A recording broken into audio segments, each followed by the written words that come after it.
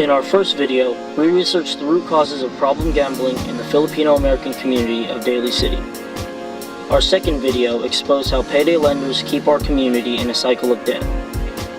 This year, we wanted to know, what are the barriers that keep the Filipino-American community of Daly City from talking about problem gambling and debt? We know that problem gambling can lead to debt. We also think that debt or desperate times can lead to problem gambling. As children of immigrants, we want to know, why is it so hard to talk about debt within the family?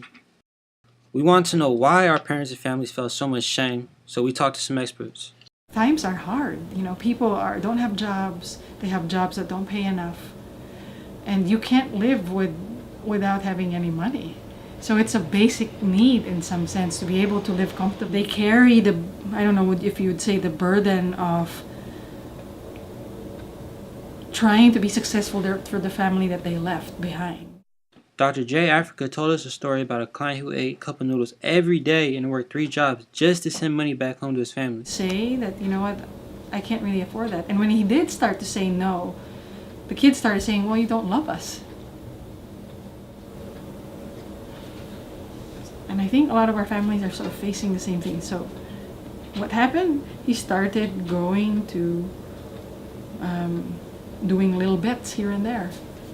I'd rather not tell you my problems because I don't want you to worry, because what would your worrying create? Instead of me just worrying, there's like 10 people who are worrying, instead of I could just be holding it all in. So in the sense of protectiveness. We know that adults in our families try to protect us from money issues. We want to be part of the solution to prevent debt cycles that can be caused by debt traps like problem gambling. I feel like people hide their addiction to problem gambling because they are ashamed. They're ashamed that they had to resort to gambling instead of asking for help. I wish that debt wasn't such a hard thing to talk about in my family, because I want to be able to just go home and not worry about money problems. I want to be able to move out. I want to be able to look for that job without thinking about how much money do I need to make, or how much money am I gonna need to earn to support myself, to support a family, and to support my parents too. Shame feels like no one believes in you. It feels like failure, and it makes you feel like you want to give up all of your hopes. I wish it could be different in that my parents could kind of acknowledge the fact that we're in debt more openly and come to terms with it a little bit more.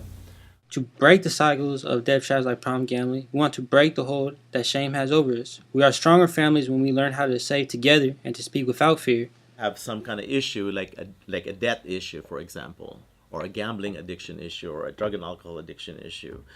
Sometimes we have had people that actually keep it from anybody in their family, so they become secretive about it. But the problem when you become secretive about it is that you live alone with it, and it overwhelms. My career in social service, and I've been in social service over 30 years, I always try to tell people there's nothing to be ashamed of.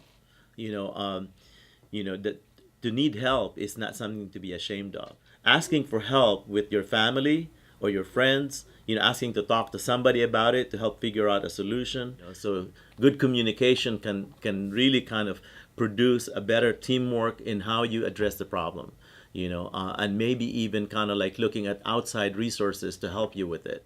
If you or someone you know have a problem with gambling, please call 1-800-GAMBLER.